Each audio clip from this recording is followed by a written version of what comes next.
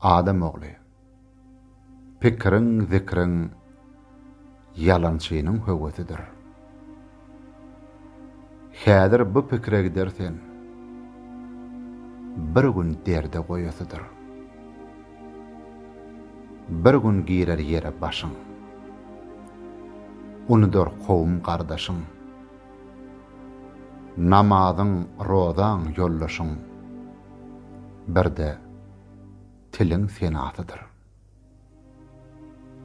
Aňdaşarlar sagda sollu, şeytan ýol keser bu ýolla. Erkli gorgun, agyr dalla, şerigatyň galatydyr.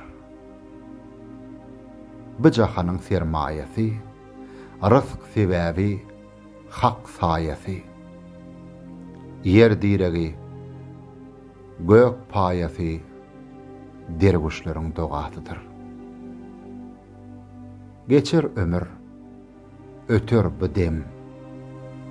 Ne yürüýärsen gedem, gedem. Pil raýa salan adam, seni gurçuk iyesidir. Dağlar vardır, daşlar vardır.